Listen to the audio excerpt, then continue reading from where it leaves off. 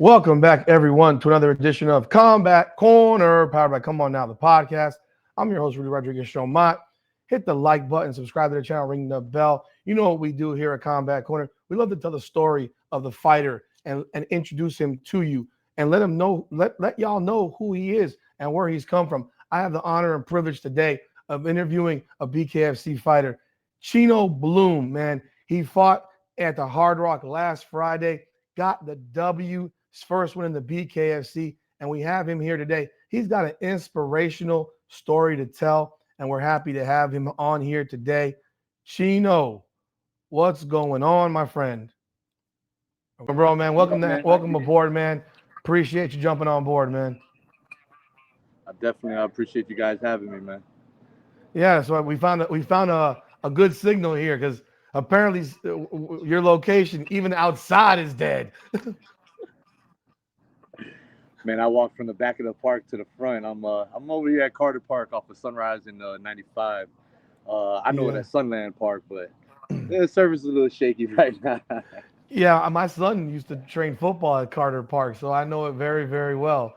Yo, man, you had that big win this past Friday at the Hard Rock. Talk about that win, man. Obviously, I know this was your third fight, and you're from South Florida. Having your hand raised in front of that big crowd, you made the man quit. He didn't want to get up after the second one, dropped him twice in a minute. What was that feeling like for you, man? Man, just to do good in front of my family, my friends, everybody who supports me, to get my hand raised finally. I had a couple bad nights in the office, but it doesn't stop nothing. Don't stop the show. So I just grinded harder and feel blessed, man. I feel lucky. I feel grateful. You know what I mean? Grateful that I got the win and I got to share it with everybody who really supports me. You know what I mean? Yeah. I went to both of your first two fights. I saw both fights. Your first rounds were heavy and hard, but it was like I think the cardio god got you. Was that something that you've been working on from those first two fights? Was the cardio? Because first round you were winning both of those fights, and then it looked like you're a little tired. You're a bigger guy, and you got to get that shape is always the toughest thing. So my first fight, I was big headed. Figured I did boxing for a couple of years. Gonna just go in there and demolish the guy. The guy was tough as shit. Shout out to that opponent, Brock Walker. Tough as shit. Took everything I threw at him. I blew my load early on that fight. You know what I mean? So that was a good life lesson, life changing experience. The feeling I felt, I never felt that feeling before after that loss, but it drove me. I quit smoking cigarettes. I was smoking, drinking, hanging out. I work security at night, so I'm in the club 6 nights a week anyway. Yeah. So I was just expecting it to be another street fight, bar fight. I'm gonna do what I do all the time. So that definitely humbled me a lot. Going into my second fight, like I said, I stopped drinking, stopped smoking. I ramped up nothing but cardio, hill sprints, miles on miles. I fucking hate running, but miles on miles of running because you can't cut the corners. You know what I mean? Yeah. And I understand that now. I respect that now. So I do my due diligence and try to scrape every aspect I can. The second fight, I took some damage early, and that really my cardio. I had faith in it, but after I lost my teeth in the second round. That's right. Doctors wanted to stop. That took a lot out of me. Mentally. Also, you know what I mean? The guy just knocked the teeth out of my head. But got myself together in the corner. Ryan got me back right. Ryan Perez, big shout out. He got me back right. Doctors wanted to stop it. I was like, you know what? I'm not stopping. You're not taking this from me in front of my family again. So I turned around. We fought. I felt like I had a great round. I felt the momentum shifting into my favor, and the cardio wasn't an issue then. I was ready to go. I felt like my lungs opened up, and I felt like I got a good 3 more rounds left in me with 2 to go. So I was ready to get him out of there. And there's the one time I was so confident, went back to my corner. I'm like, he's ready to go. I'm going to get him out of here. And the doctors, they thought that, it was time for me to get out of the fight. So, can't argue with them there. They gave me another round to try to finish him off, but didn't get it done. So, finished that one. That hit me hard. That hit me pretty hard, that loss, because just the amount of training I put into it. And I wasn't robbed because, the guy got me with a good one. So just went back harder, bro. Conditioning. It's been conditioning, man. Yeah. Conditioning. Life changes, you know what I'm saying? Lifestyle changes. Just me being more disciplined, And this time around, it was a lot of conditioning, a lot of rounds. I did a lot of rounds with everybody in my camp who were been professional, been decorated fighters. Everybody knows them. And when you need to get humbled, you go in there with Bryce Henry and Bobby Henry. They'll humble you real quick. So you know what I mean? Okay, but, okay. I can't dedicate it to anybody else, but everybody in my camp, just pushing my cardio, pushing me to believe in myself, because I get in my head a lot. You know what I mean? Because it's just something different. I just don't feel the same feeling in the ring as I do out when it's out here. But it's something I felt this time. I felt good this time going into this fight. And it was out the window. Wasn't gonna get taken from that third time, man. So the doc, they stopped that fight because your tooth got knocked out? No, so my tooth, I had 2 teeth knocked out here. Okay. 2 of them got knocked out in the middle of the second round. I took a knee because I was like, the fuck was that? Took a knee.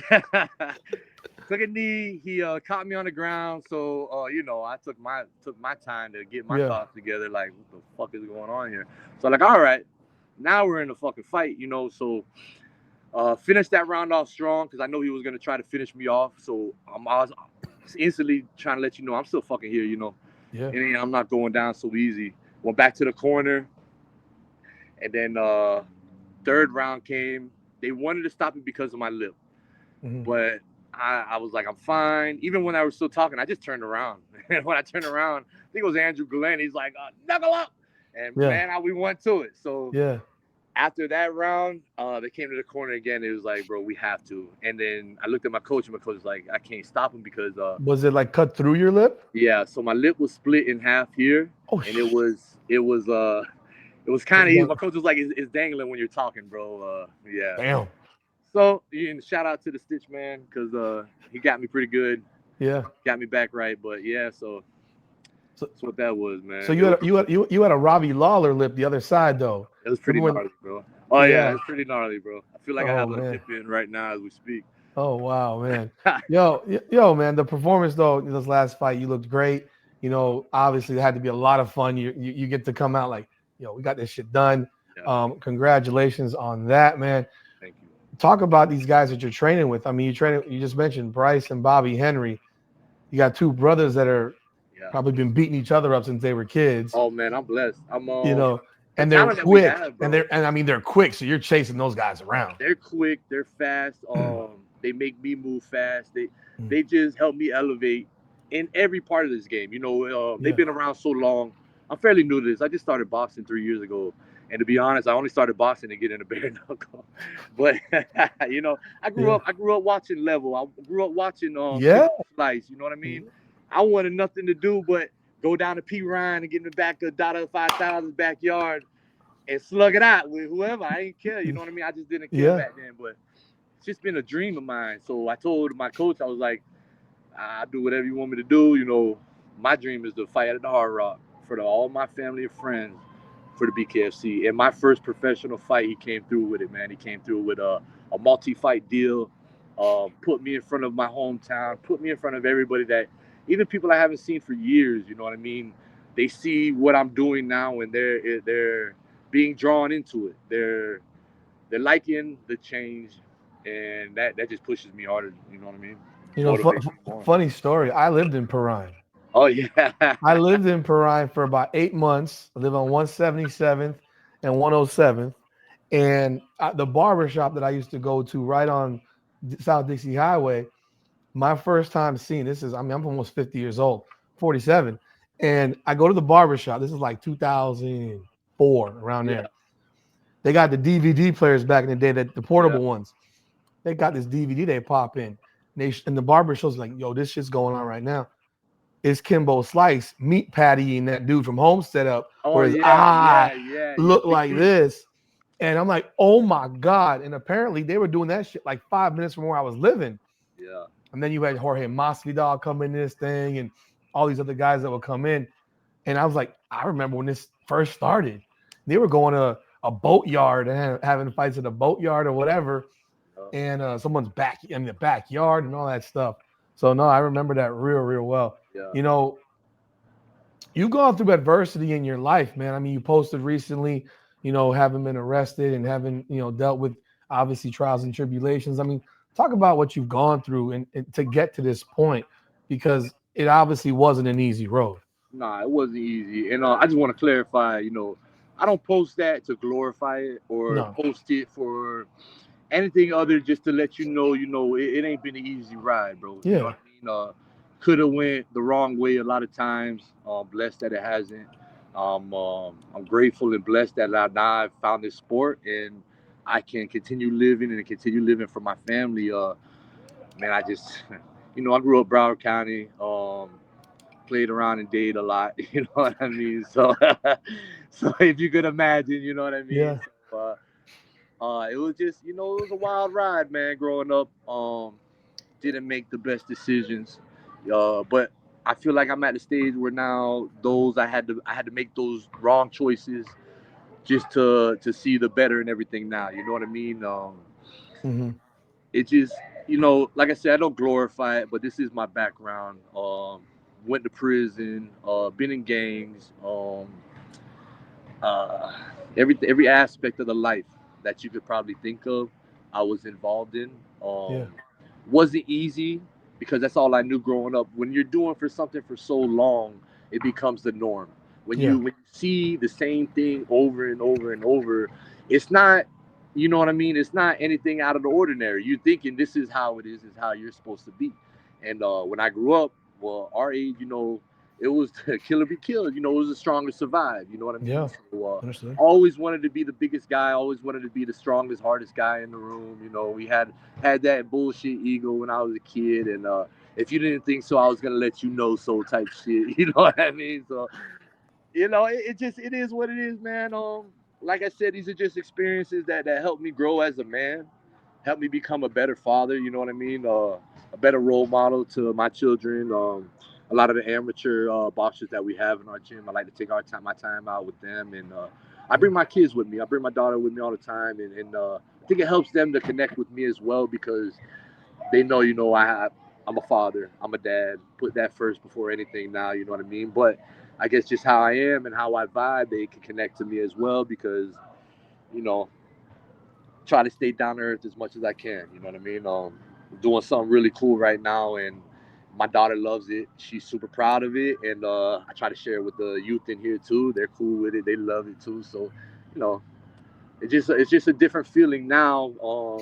The people who I want to impress and the things I want to do for their recognition is a total difference from when I was growing up. The people that I wanted to impress then and the things I did for the Yeah. recognition then.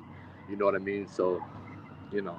I think it's an inspiration, and that's why when I talk to fighters, like I mean, I remember I've talked to El Gallo and G Perez, and hearing the story of floating in a raft across from Cuba at 9, like, oh Yeah. my God, Yeah. and the things that you overcome. I think it's a great story to tell because it just shows life changes and decisions that you make as a younger person. You're like, no, I can't go this route, you know. So I think it's a great story for younger people to hear. Yeah. A guy like It's a great yourself. testimony, and it's another thing that just proves South Florida, man, is such a melting pot of different cultures, different ethnicities, different backgrounds, and it really is, man. The strong will survive, man. You know what I mean? It's crazy. It's crazy living out here, but it breeds the best. You know what I Where, mean? where did you grow up in? Where did you grow up in Broward? I'm Fort Lauderdale, East Side Fort Lauderdale, right by Fort Lauderdale High School. Oh, okay. Grew up there. Moved out to Davie for a while towards Shenandoah area. Okay. Then I was just a Rolling Stone. I was bouncing back to Miami. I was in AP for a while. Okay. Hialeah for a while. I was back and forth to Havana. I wanted Mm, to be wherever everything was at back in the day, mm. but Are you yeah. Hispanic? No, actually, I'm Polynesian, man. Oh, really? Okay. I get this all the time, especially with the nickname Chino. But you gotta Yeah. understand, I grew up with nothing but Puerto Rican, Cuban, Salvadorian, Haitian. You know what I mean? Yeah. So I'm from Tahiti myself, Really? Tahitian Islands, and there's no Polynesians out here. You know what I mean? So yeah, I say Okay. Tahiti, they think Haiti. I can speak French, they speak Creole. So we just got along, man. And I'm from the East, Fort Lauderdale.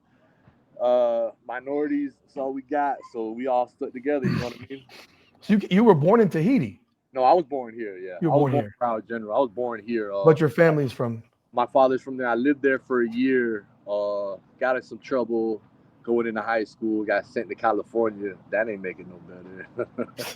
So I did about a year in California, and then my uncle was like, "Yo, you're gonna go to your dad's." So I went to my dad's in Tahiti. I did a year over there. Went to school. I did the outrigger canoe. I did the basketball, boxing, every sport you can name it. And it's a beautiful place. It's paradise, man. But I just was too young to appreciate it. Like I said, I was just Yeah. the things I appreciate now. I was taking for granted back then. You know what I mean? So How old are you now? right now I'm 37, man. Okay. Yeah. I 37. mean, so you lived in Tahiti. That must have been. That's definitely different. I Oh, mean, it was without a definitely doubt. different, bro. Especially because I was already ready to get into high school, so I kind of already jumped off the porch and was doing my own shit. Knucklehead, you Mm, couldn't tell me nothing. So to move from the city, to move from South Florida to California, was a change, but it wasn't too much of a change. You know what I mean? There mm, was still shit going on. It was still America, but to move to a foreign island to learn the language, I went to school over there. It was just a big drawback. It wasn't what I wanted to do, but of course. like I said, I did it. You know what I mean? Took a lot of stuff from there. Took a lot of gems from there. Came back over here more hungrier. Came back over here more of I just came from an island where we ain't got shit. Yeah. So I'm back So in South. 34 years old, you decide I want to box. Yeah, that was What? crazy. When So did that? How did that happen? man, me and my best friend growing up, we would buy gloves for Sports Authority. I think it was Sports Authority then. We would Yeah. buy gloves, and then when everybody would get out of school, or we would skip school, and we would just go box each other. You know what I mean? We would go to his house. Yeah. I don't forget it. We would go to his house, box each other. People would. We wasn't in the best neighborhood, so there was always people on bikes and shit. So they would jump off the scroll, put the gloves on. We would box, and that's kind of how I fell in love with it through his love of it. You know what I mean? We just hung out. We clicked. Grew up, and that was my longest friend from what, like maybe eighth grade. Growing up, now we go 3 years ago. My son and then they needed some discipline. I don't got to put my hands on my kids, bro. I don't believe in that shit. If I got to, I got to. But if Yeah. I got to, I got to. But they're pretty good at not having me get that far. But they just needed something to motivate them, discipline them. I said, you know what? I'm gonna put y'all in the boxing gym. Yeah. Put them in the boxing gym. They shine. They did great. They got exceptional natural talent. I think they had 10 fights as amateurs already. They're doing great, you know what I mean? And I was like, you know what? I'm gonna jump in with you guys. You know what I mean? I'm gonna come here. I'm gonna work my ass off with you because I didn't want to just be the coach dad, the one on the sideline Yeah. pushing, and I ain't doing shit. So I was like, I'll get out here with you. I do the same thing with you. You know what I mean? And we're sweating, we're dying, we're crying, and bro, then I was like fucking 290, bro. I was partying, hanging out, and I was like, this is what we're gonna do. And we bonded a lot over that. Still kind of pushed them to be, what I'm saying, maybe push them a little too hard with the running, exercising, and that. So now, the older they got, they kind of, maybe I'll come back to boxing, and it's totally up to them. That's their choice. It's Yeah. just something that I fell in love with. I already had a passion for it, so we started the gym. I started the gym for them. They kind of left me in the gym, but You're now in the they're gym. proud. They're happy. I told everybody I was gonna do this, man. I told as soon as I got in the gym, told one of my friends, Brandon Lefebvre. I told him, I'm gonna do the bare-knuckle and I'm gonna fight at the Hard Rock. This was before I even started sparring and shit. I was like, I'm What gonna did he do say to you? bare-knuckle and I'm gonna fight at the Hard Rock. And bro, my first fight, I remember he came to me and he was like, "You manifested all this." And I was like, I'm telling you, bro." And What did he now say when you told him that the first time you told him that? he goes, "He shut the fuck up." He goes, shut the fuck up. He goes, yeah, right. He goes, all right, take another shot or something something. Take another shot. Yeah, take another shot. Like, I must be a drunk asshole talking shit, but nah, man. Yeah. And then he came to me and he was like, I forgot about it, obviously, because I probably was drunk. But he came to me and he was like, he's like, you spoke all this into existence. He's like, man, you said you were gonna do this and you're fucking doing it. I'm like, I am, but now I need to get some wins. And now it's a feeling that I'm chasing. Don't know what it will be when I find it. Yeah. I just know it has something to do with this. You know what I mean? And I'm gonna find that feeling through this combat sport, through the bare knuckle. So hey, I'm here for it. Your first fight in the ring, because you've had street fights. Yeah. Your first fight in the ring, were there nerves, any fear, anything like that?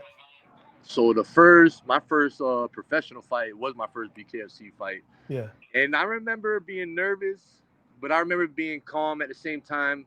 I had my first fight, man. I had Dustin Poirier and Thiago Alvarez in my dressing room. So I'm like, I can't act all scary and shit now. You know what I mean? We're here now, and then you're with these people. I'm like, all right, I'm cool. I was all fine. And then it's when you do the walk, man. It's when you do the walk, you see your crowd out there. I've been prelims for the past 3, so it's kind of only my crowd there when I'm out there. But your crowd's loud, bro. Crowd's there, bro. Your crowd is dope. They come shout for out to you. everybody that bought a ticket that came out to support me, and all my sponsors, everybody that comes to support me, Natalie Lopez, Booze Garden, Slaughterhouse. You guys make me catch that feeling when I'm in there. Cause I saw Blakely Injury Law. Blakely Law Firm, yeah, J Rock, I know him. Yeah, he looked out. He supported me this fight. Hopefully we can catch him again. Yeah, man. So it just, you get nervous not because you're scared of a fight, but because you want to do so good for you know what I mean? Yeah. I want to do good, and I want to show y'all, like, yeah, I am what the fuck I said I was. You know what I mean? Like, don't think like just because I'm getting a little older, this shit's changed. Nah, man, it's the same. So I remember the first fight, getting in the ring, and just when you go in and you just see all the blood all over the floor, like, bro, you're in the fucking, you're in the grid now. You ain't no turning back. So, and that fight, man, I like that fight. That fight, we were brawling for a while. You know what I mean? But if I had my cardio now for that fight, it would have been a way different fucking story. But hey, I needed that to get to this. You know what I mean? How much weight have you lost? So, man, that last fight was crazy. So right now, during my camp and that, I walk around at 235. Wow. 235, 237. You've lost almost 60 pounds since you started boxing. Yeah, since I started. And that's like a consecutive, like, just me walking around and consistently training. My last, this fight, though, I came in heavy, man. I came in heavy. I know where. The fight before last, I put on weight. I saw the guy's picture. He said he was 209. I was like, no fucking way.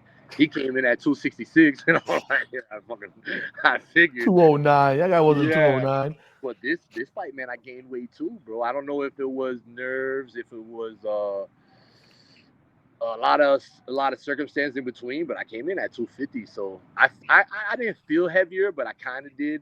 But I didn't get enough chance to let it kick in. You know what I mean? The fight went quick. You know, that was a great thing. I can't ask for nothing else. Short night in the office, short night in the ring is a good night. But yeah, I don't know, man. And between, not between me and you, but I didn't tell anybody this, but I turned myself in after the weigh-ins. My lawyer called me, Natalie Lopez. She said, you got a warrant for some, what do you call it? Like an administrative mess up, a violation of probation or something like that. So I was like, what do you want me to do? She says, put in a motion to go surrender next week. But I'm like, you know what? I don't want them coming to pick me up at Hard Rock. I was like, I did my weigh-ins at Dare. I did my media weigh-ins at Dare for DAZN and BKFC. Went and got a good meal with my family and went straight to the main jail, turned myself in, slept on the fucking bunk, ate some peanut butter and jelly sandwiches, woke up, took a shower, and went to the Hard Rock, man. That was on Friday to Saturday. That was the Thursday. I turned myself Thursday to Friday. Thursday to Friday. Yeah. So fight day, I was being bonded out. And is everything good now, or is everything okay? Yeah, everything's good. I have an A1 lawyer again, Natalie Lopez. I have an A1 lawyer on it. she's been going above and beyond for me. She's really helping me just focus on my career. And like I said, I changed a lot. This is just all administrative stuff. This isn't me being an asshole on the streets. This isn't me picking up extra crazy charges, nothing like that. Yeah. So, you know, I'm not too worried about it. Like I said, I have a great lawyer for it. So, you know, it's the crazy part where she was like, "How are you gonna focus on your fight?" And you're going to it. I said, you know what? I've been here before. This ain't nothing new. I was like, maybe I'll go get some sleep. I said, maybe I can go there and get some sleep. Like, do you tell Feldman, like, yo, this is the situation, or what do you do? I didn't speak to Feldman. I kind of waited till afterwards to tell Serge. My reason being was that if they were to come in and pick me up from the Hard Rock before my show, that would have killed my career. Disaster. That would have been disrespectful to the company itself after them bringing me back. After I lost twice already, bro. And to be back on the card is a blessing in its own. And I'm grateful for that. And I just, I want to reiterate that I am grateful for that. But I told Serge afterwards, like, man, I don't want to tell you, freak you out, but man, I just gotta go. I'm glad you did it like that, and I'm glad you took care of your business. He goes, nothing but respect for you, because it could have been a bad look. Nobody wants a bad look on this company. Yeah. It's a building company. They're blowing up. Yeah. I want to be a part of it. I want to be in every aspect of it, and I respect it as such. You know what I mean? So I don't want none of my bullshit stopping nothing else. And like I said, this is my career now. You know what I mean? And it's crazy enough just to think about that, but I'm trying to treat it like it's such. You know what I mean? Well, you had a different opponent initially. When did this guy drop? 3. Because I saw Michael Fournier. I saw Fournier because I created a graphic with Michael Fournier. Yeah. Then I see Dylan Bladen. Was there was somebody else? Yeah, there was another one. I don't remember the name. So the Fournier was the original one I signed, and that fell through for some reason. Then we had another fighter who was already fought. These are people who already been fighting. I understand that I came in late to the game, so everybody I fought is gonna already be a pro, already been doing this. So I'm like, it don't matter. So we had Fournier backed out, another guy backed out. Bladen got this short notice, got this. I know of him, he knows of me, and to be honest, he had to put weight on to fight me. You know what I mean? And shout out to Dylan Bladen, man, taking that fight short notice. Me being a way heavier guy than him, you know what I mean? He ain't give a fuck. He got in that ring, you know. So shout out to him. Thank you, because I needed that fight. So what's next, man? I mean, when do you want to get back in there? I know they're fighting in December. Sounds like Kaseya Center's happening. I like the sound of that. I mean, I'd love to get in there every time. Every time they come down to South Florida, I'd love to be on that card. And I'm going to try to continue to be in shape, be in better shape. I feel like I'm improving every day. I'm back to sparring on Monday, bro. I just got out the ring from doing, I think I only did 6 rounds a day because I was like, fuck, I got to get on this interview. But yeah, but I'm back in it, man. I'm not slowing down at all. I'm highly motivated.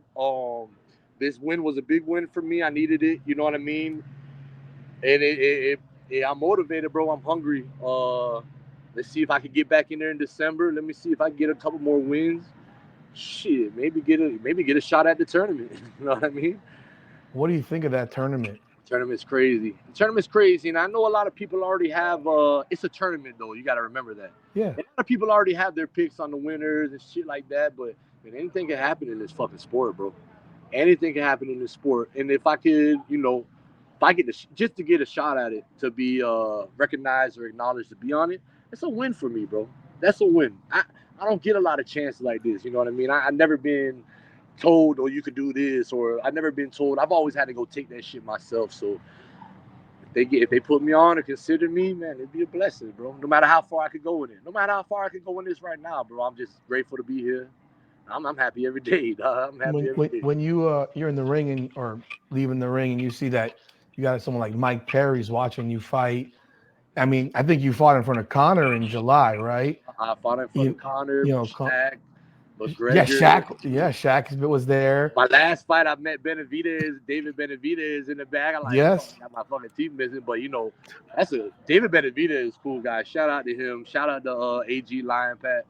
You know, that my boy, Benavidez is so down to earth. He's like, bro, I could never do the shit you're doing. I'm like, bro, you one of my favorite boxers right now.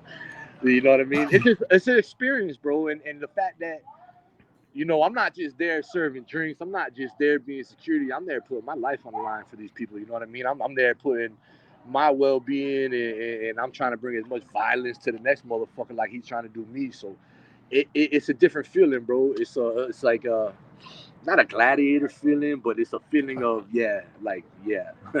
I understand. I mean, it's awesome to hear how your life has changed, man. And I think young people, like I said, young people have to hear stuff like this because some kids are maybe where are you right now when you were as a kid, and they hear this, they're like, Yeah, there's ways out. There's ways out, man. And you know, not to cut you off, man. I'm sorry. There's definitely ways out. It's just like I said, sometimes when you're seeing the same thing consistently, you don't think about any other way because you don't know how to think outside the box. It was never brought to you. You know, I'm here. My Instagram, everything is right there. If any youth, any kid around Broward, Dade, anywhere in America, bro, you want to talk, link up. I'm down to talk. I'm down to FaceTime. Down for you to come by my gym. We're here at Contenders, Sunland Park, man. Come by. It ain't the end of the world. Whatever you're going through, it ain't the end of the world. And trust me, if you could just stop and think, if you could stop and weigh your options, weigh your consequences, the better choices will be there. You know what I mean? So yeah. And I appreciate you, bro, man. Ladies and gentlemen, Chino Blume. His Instagram is Chino Blume for Instagram. I will link it in the description, man. I appreciate your time. I know you're training. You're getting out. I'm in Orlando right now. I'll be back home tomorrow. Is it raining in South Florida still? And we are. You know, South Florida is raining on this street, but it's dry over there. I mean, yeah, it's that's how it is at home. I live in Pompano, so I know the feeling, really man. Appreciate you having me on, man. Taking the time to hear my story. And just speaking to me, bro, is I'm grateful to you, your channel, and everything you're doing, man. Thank you for having me on. Thank you, man. And tell your people to subscribe to the channel, man. 100%. I appreciate it. 100%. Everybody lock in, like, subscribe. You know what definitely. I mean? Before we go, I just want to shout out one more time to my coach Ryan Perez, all the Slaughterhouse management, Chico Rivera, Stevie Ray, Natalie Lopez, and everybody else. Like I said, who bought a shirt, who bought a ticket, who even likes my videos, who comments on my videos. Any little support, you don't understand, that means a lot. Coming from somebody who doesn't get a lot, you know what I mean? I'm really grateful for everything. Man, all the blessings in the world. Ladies and gentlemen, Chino Blume, man, I appreciate you jumping on board with me today. And we'll definitely let the world know who you are, your story. And I look forward to seeing you fight again real soon, bro. Man, ladies and gentlemen, once again, oh, by the way, my son's name is Nicholas, too. Okay. You know, so all the best to you, ladies and gentlemen. Chino Blume, this is Combat Corner, powered by Come On Now, the podcast. Come on now. Up and down through the blood and the sweat. Guarantee you can know I'm a threat. Up and down through the blood and the sweat. And I ain't close to being done yet, I'm going all in. Yeah, I'm going all in. And I ain't close to being done yet, I'm going all in. Yeah. They know I'm going all in. Through the blood and the sweat, y'all know me close to being done yet, I'm going all in. I've been down from the jump. Ain't no love lost, we just really doing us. Go and take your seat, looking silly getting up. Y'all know what it is, let me tell them what it was. It was 24/7 on the